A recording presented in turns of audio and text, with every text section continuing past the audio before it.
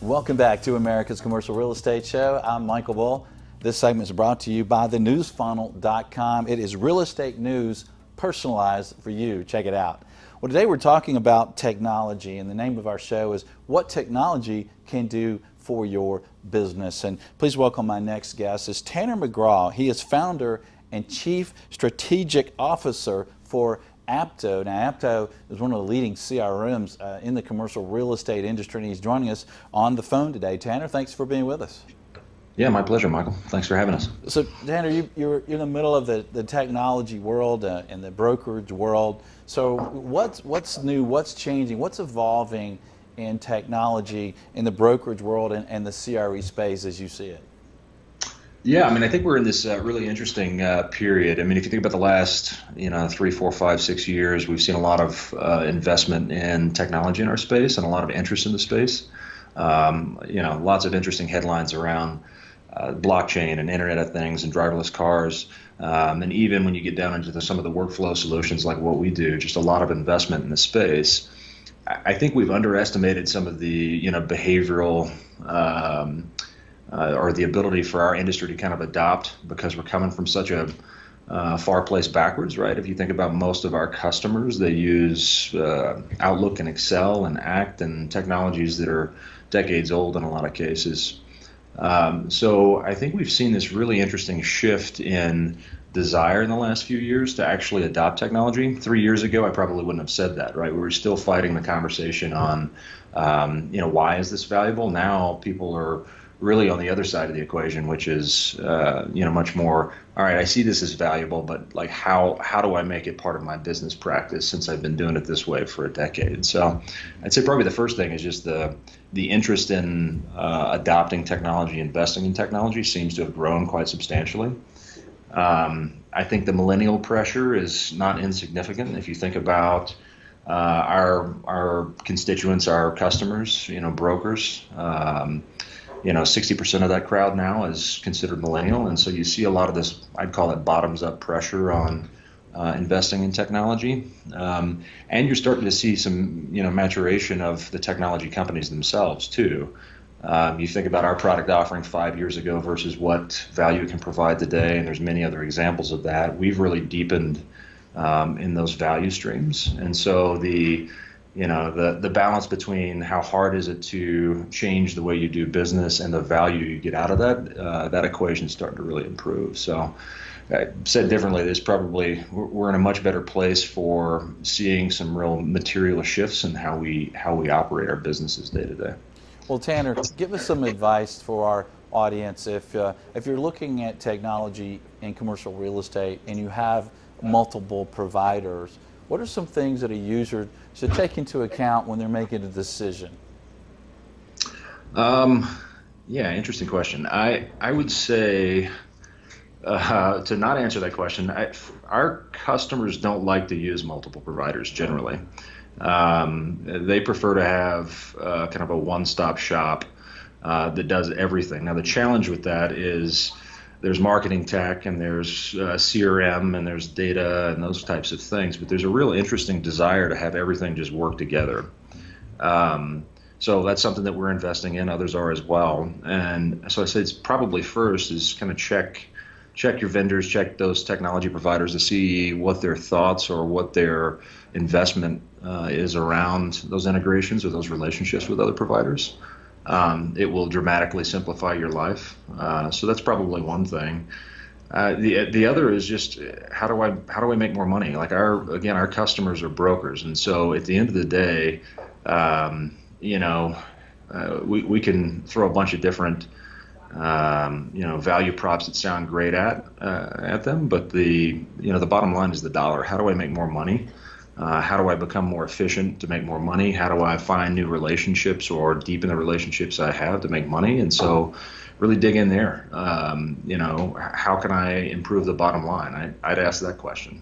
Yeah, I mean, that's a good question. And I think what we found, I know you have too, is if as a broker, if we add value for our clients, then we do better financially. And talk to us about how your product's evolving. You know, it started as a CRM, and how's it evolving to make it more valuable so we can add more value for clients? Yeah, I think one, again, going back to this Outlook and Excel and Act kind of habit that we have been rooted in as an industry, if you think about that, just all these disconnected systems, just the act of moving to a modern technology, I think gives you a substantial efficiency gain that many people, just because they haven't experienced it, or they're making, they're profitable with their existing process, they don't really appreciate that. So one, I think there's just a natural opportunity to improve speed and efficiency through that. The other thing, we started off as more of a classic CRM that most of us would be familiar with, right? So if you think about legacy CRM and pick one, it doesn't really matter, Act, Goldmine, step forward a bit, the Salesforces of the world, et cetera. These tools are typically more reference tools. Who's the contact? What's their phone number? Log a call. For us, where we've started to invest, and I think there's opportunity for the industry, is trying to deepen in, how do I improve that relationship? With better context, better awareness of what's going on in the world, what's happening around that person and their portfolio of real estate, et cetera. So those are some areas that we've invested our, product and engineering resources towards. That should, again, just improve chances, improve those relationships, improve the conversions of opportunities, et cetera. And trying to think about it that way. Yeah. So what's in the future for technology for commercial real estate, and what should we expect in the future from Apto? Yeah, I think so we've been talking about ecosystem in the commercial real estate tech scene for as long as I've been in it. I think what many of us underappreciated at the time in the early days was, ecosystem requires depth in an individual technology, right? So again, pick something, right? CRM, marketing, data, to really get to a point where you're providing a lot of value, and those integrations and connections and the expectations of our customer base on how those things should relate are pretty high. So it's taken longer than I think many of us expected to really build this ecosystem. However, I think we're starting to see the fruits of that, right? I mean, you see a lot of really interesting integrations and communications between different techs starting to really mature.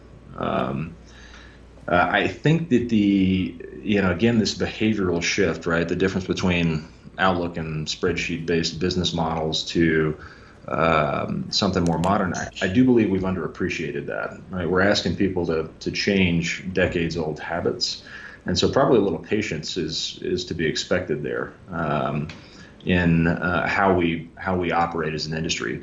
Said differently, I don't think we're going to have the Uber effect. Right? You're not going to see one big technology pop in and everybody suddenly just changes the way they do business. I think we're probably more like the mortgage banking industry, construction industries, where you've seen, solid growth or change in the industry on how people operate. But it's not going to be this giant hockey stick. Next year everybody's just jumped on the other side.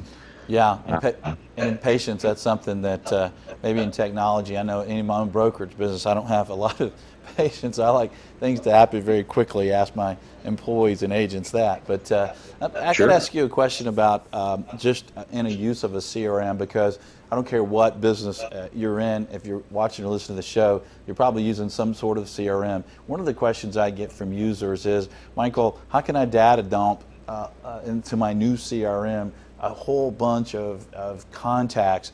And is that really what people should be doing, or should they be more purposeful about who they're putting in the CRM and what information they're putting in about that contact?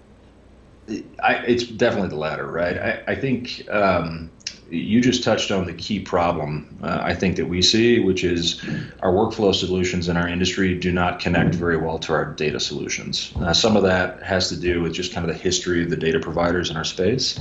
But the buyers in a marketplace or the sellers of recent deals or tenants that are being tracked elsewhere, out of the box, those don't integrate with your CRM systems, right? And so, there's a barrier to entry to doing what you just described.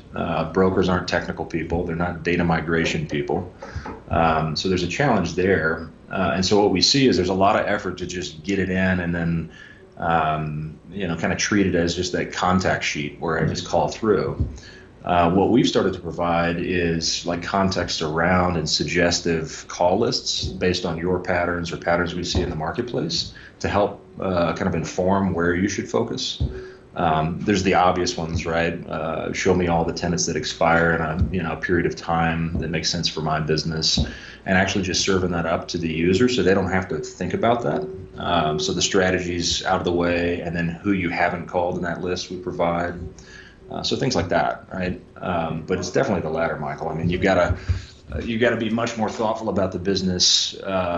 It's become more competitive. There's this movement towards teams where people are specializing, and so the old days of just calling a list of people about a lot of different things and not really being thoughtful about what your value prop as a broker to them is, I don't think that works much in the future. Yeah. So you got to kind of deepen the strategy and deepen what your offer is to them for sure. Yeah, I agree. We're all too busy in the world today to be contacted about things that aren't really perfect and well suited for us. So if you're selling to us, you better be strategic about it. Well, what would be your final tip, Tanner, for our audience related to technology today? I'd say there's a really interesting balance. I think you know this. I was in brokerage for 10 years, and there's this really interesting balance between trying to kind of time the cycle right, invest in your business, keep the pipeline full, and it's a challenging balance. The best brokers that I've seen, or the best teams that I've seen, have taken their quiet months, down cycles, and really invested back in the process of the business, as opposed to playing golf and kind of taking some time off. So I would recommend just really deepening in the technology space, whether it's us, something else, investing there, adopting those technologies. The trend line we see is a pretty marked shift in movement that direction, and so there's a real risk of getting left behind. So I'd find a way to fit it into the business. Yeah, that's a great tip, and all of us may have sometimes where it seems like business has slowed down a little bit, so a great time to look at how you're actually operating your business. Well, Tanner, great information. Thank you for joining us. Yeah, my pleasure. Thanks for having me. If you'd like more information from Tanner and their company and their service, check out apto.com and check out the product that's certainly used a lot around the country. So stay with us. We're going to have more on technology for your business. I'm Michael Bull. This is America's Commercial Real Estate Show. Stay with us.